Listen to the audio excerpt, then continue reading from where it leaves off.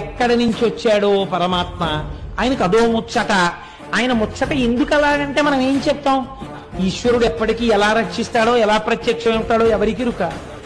పాండవులు ఏం చేస్తారో చూద్దాం అనుకున్నాడు. ఒక చిన్న మహిషము అనగా ఓ దున్నపోతు రూపంలో పరిగెత్తాడు. అక్కడ పరిగెడితే పాండవులు గమనించారు, ఇక్కడికి మహిషం ఎందుకు వస్తుంది? ఇది ఖచ్చితంగా శంకరుడే. మన ఆర్తి తీర్చడానికి పరమేశ్వరుడు వస్తే మీరు పట్టుకోకుండా ఊరుకుంటారేంటి? పట్టుకుని తీరుతారు.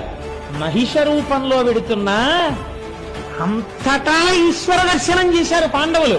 ఆ లింగం మాత్రమే శివుడు అనుకోలేదు, అక్కడ వెడుతున్న మహిషమునందు కూడా శివుడే కనబడ్డారు వాళ్ళకి. ఇక్కడ పాదాలు పట్టుకోవడం కాదురా, మేం మహారాజులం, చక్రవర్తులం, కురుక్షేత్ర యుద్ధం చేసిన వాళ్ళం, తెగటార్చగలిగిన వాళ్ళం, కొన్ని కోట్ల మంది మీద అహంకరించడం కాదు.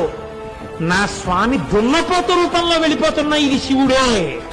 అంతటా శివుణ్ణి చూడడం, కేదారంలో శివుణ్ణి చూసాకొచ్చింది వాళ్ళకి. కాబట్టి ఇప్పుడు దీని కాళ్ళు అట్టుకోవాలని ఆ మహిషం దగ్గరికి వెళ్ళారు. కాళ్ళు అందలేదేమంది, ఇది తోకందింది. వాళ్ళు చాలు మా స్వామి తోకందిందని గబగబ గబగబా ఈశ్వర స్వరూపంగా తోక పట్టుకున్నారు. వాళ్ళ భక్తికి మెచ్చుకున్నవాడై ఈశ్వరుడు తన పృచ్ఛభాగాన్ని అక్కడ విడిచిపెట్టి దాన్ని శివలింగంగా మార్చేశాడు. అదే ఇప్పుడు మనందరం దర్శనం చేస్తున్నటువంటి కేదారలింగం. కాబట్టి కేదారం వెళ్ళొచ్చాను అన్నవాడికి ఏం కనపడాలి? కనీసం అంతటా శివుణ్ణి చూడడం అభ్యాసంలోకి రావాలి. అంత పరమపావనమైనటువంటి క్షేత్రం కేదార క్షేత్రం. దండాలై